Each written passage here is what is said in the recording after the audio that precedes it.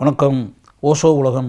ஓஷோ தன்னுடைய நூலில் உன்னதமான ஒரு விஷயத்தை சொல்கிறார். அது என்ன அப்படின்னா, இப்போ உதாரணத்துக்கு பார்த்திங்கன்னா, நீங்கள் இந்த மார்னிங் நேரத்தில் பல நேரங்களில் தெருக்களில் நம்ம வீட்டு முன்னாடி எல்லா இடங்களையுமே நீங்கள் பார்க்கலாம். வெயில் அடிச்சுக்கிட்டு இருக்கோம். இந்த வெயில் அடிச்சுக்கிட்டு இருக்கும்போது நம்ம வீட்டில் வளர்க்கக்கூடிய நாய்களாக இருந்தாலும் சரி, இல்லாட்டி தெருவில் இருக்கக்கூடிய நாயாக இருந்தாலும் சரி, அந்த நாய்கள் டாக்ஸ் அப்படியே வெயிலில் உட்கார்ந்து அப்படியே குதூகலமாக உற்சாகத்துடன் அமர்ந்து கொண்டு தன்னுடைய வால் இருக்குல்ல, தன் வாலை தன் வாயை கொண்டு அந்த வாளை பிடிப்பதற்காக, எட்டி பிடிப்பதற்காக, கவ்வுவதற்காக ட்ரை பண்ணிக்கிட்டே இருக்கும். குனிஞ்சி வளைஞ்சி நெளிஞ்சி அப்படி வால் தரையில் அப்படியே புரண்டு தரையில் அப்படியே அதனுடைய டெயில் இருக்கும்ல, அந்த வாயை அப்படியே தலையை குனிஞ்சு கொண்டு வாயை அந்த வாளை கவ்வுவதற்காக பிடிப்பதற்காக முயற்சி பண்ணிக்கிட்டே இருக்கும். அது எப்படி வளைந்தாலும், எப்படி நெளிந்தாலும், எப்படி குனிந்தாலும் அந்த வாயை வைத்து அந்த வாளை பிடிக்கவே முடியாது, தொட முடியாது.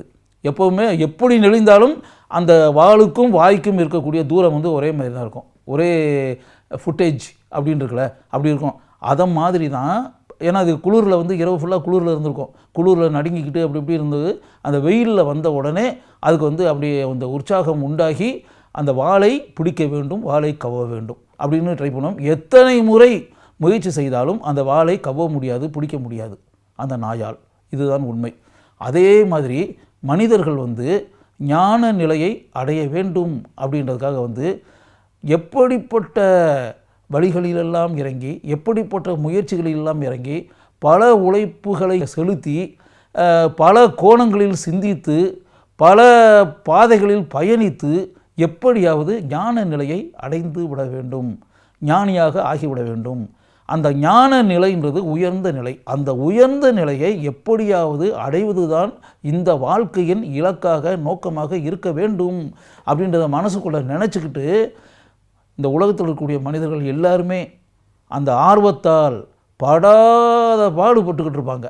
அதை எப்படியாவது அடையணும் அடையணும் அடையணும் அடையணும், அடைந்தே ஆவது.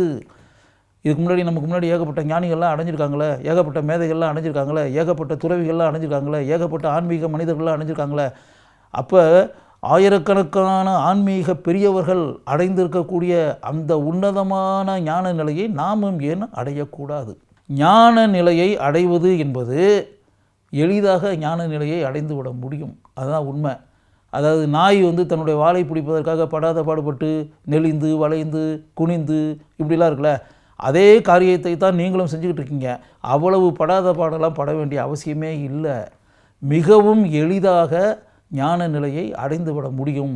ஆனால் இந்த உலகம் உங்களை ஞான நிலையை அடைய விடாது.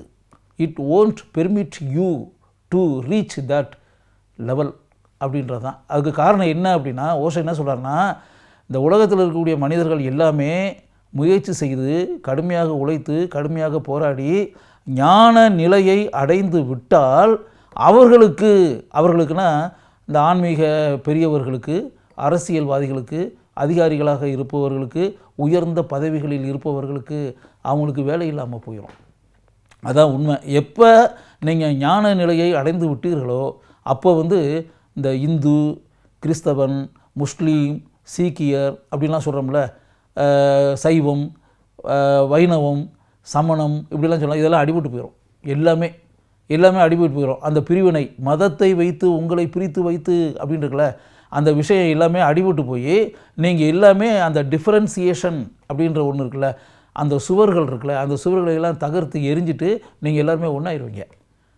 அந்த எல்லா மதமும் ஒன்றாயிரும்.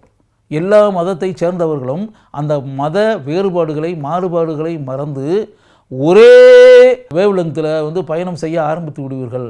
இந்த உலகத்தில் இருக்கக்கூடிய மிகப்பெரிய பதவிகளில் இருக்கிறவங்க, மிகப்பெரிய அதிகாரிகளாக இருப்பவர்கள், மிகப்பெரிய உன்னதமான இடத்தில் ஆட்சி செய்து கொண்டிருப்பவர்கள், ஆன்மீக உலகத்தில் மிகப்பெரிய உயரத்தில் இருப்பவர்கள் உங்களை விடுவாங்களா?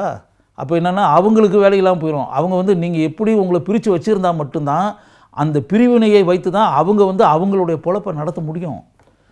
இவங்க எல்லாருமே இன்றைக்கி இந்த அதிகாரிகளும், ஆட்சியில் இருப்பவர்களும், ஆன்மீக பெரியவர்களும் பிழைத்து கொண்டிருக்கிறார்கள் அப்படின்னா உங்களுடைய இந்த பலவீனத்தை பயன்படுத்தி தான் அவங்க பொழைச்சிக்கிட்டு இருக்காங்க.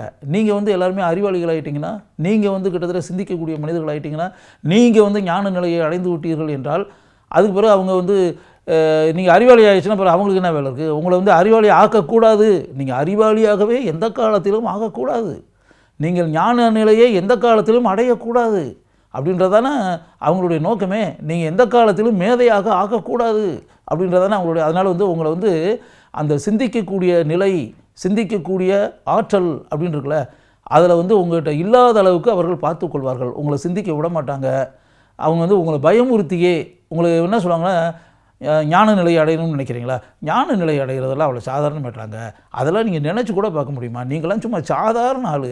இதெல்லாம் வந்து நடக்காத விஷயத்தை கற்பனை பண்ணிட்டு ஏங்க உங்கள் நேரத்தை போட்டு வேஸ்ட் பண்ணிகிட்டு இருக்கீங்க?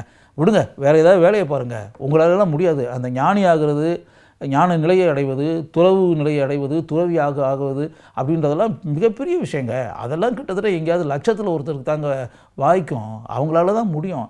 சாதாரண உங்களை மாதிரி மனிதர்கள்லாம் அதுக்கெல்லாம் அன்ஃபிட்டு, அன்குவாலிஃபைடு. நீங்கள்லாம் அதுக்கான முயற்சியே பண்ணாதீங்க. ஏன் நேரத்தை போட்டு வேஸ்ட் பண்ணிகிட்டு இருக்கீங்க? செய்ய வேண்டிய வேலையை பாருங்கள் அப்படின்னு சொல்லிட்டு உங்களை வந்து அந்த ஞான நிலையை அடைவதற்கான பாதை இருக்குல்ல, அந்த பாதையிலே உங்களை பயணம் செய்ய விட மாட்டாங்க. அது வந்து ஏதோ மிகப்பெரிய விஷயம்னு சொல்லியும், யாரும் நினச்சி பார்க்க முடியாத ஒன்றுனோ, யாரும் கற்பனை பண்ணி பார்க்க முடியாத உயர்ந்த நிலை அப்படின்னு சொல்லியே பயமுறுத்தி உங்களை வந்து அந்த பக்கமே உங்களுடைய கவனமே இல்லாத அளவிற்கு அவர்கள் பார்த்து கொள்வார்கள். ஏன்னா அப்படி பார்த்து கொண்டால் மட்டும்தான் அதுவரை தான் அவர்களுடைய வண்டி ஓடும், அவர்களுடைய பிழைப்பு ஓடும். அதுதான் உண்மை. அதனால் வந்து இந்த உலகத்தில் இருக்கக்கூடிய மிகப்பெரிய மனிதர்கள் அப்படின்னு சொல்லிக்கிறவங்க, மிகப்பெரிய அதிகாரத்தில் இருப்பவர்கள், மிகப்பெரிய ஆட்சியாளர்கள், அரசியல்வாதிகள் யாருமே உங்களை ஞான நிலையை அடையக்கூடிய சூழலில் கொண்டு போய் சேர்க்க மாட்டார்கள். அதுதான் உண்மை. ஆனால் ஓஷோ என்ன சொல்கிறாருன்னா, அந்த ஞானி ஆவது, ஞான நிலையை அடைவது அப்படின்றதுல அது வந்து சிரமமான மேட்டரே இல்லை, கஷ்டமான மேட்டர் இல்லை, மிக எளிமையான மேட்ரு, ஈஸியாக ரீச் ஆகக்கூடிய மேட்டர் தான். ஆனால் அது சிரமமான ஒன்று, கஷ்டமான ஒன்று, நினைத்து பார்க்க முடியாத ஒன்று, கற்பனை பண்ணி பார்க்க முடியாது அப்படின்ற மாதிரி ஒரு எண்ணத்தை உங்களுடைய மனதில் இவர்கள் உண்டாக்கி வைத்திருக்கிறார்கள். அது உண்மை அல்ல அப்படின்னு சொல்லிட்டு ஓஷோ சொல்லியிருக்காரு. நீங்கள் இதை பற்றி ஆழமாக சிந்திக்க வேண்டும் அப்படின்னு சொல்லிட்டு ஓஷோனுடைய நூலை படிக்கும்போதே நான் நினச்சேன். நீங்கள் சிந்திக்க வேண்டும் அப்படின்றதுக்காக தான் இந்த விஷயத்தையே நான் இங்கு பதிவு செய்கிறேன்.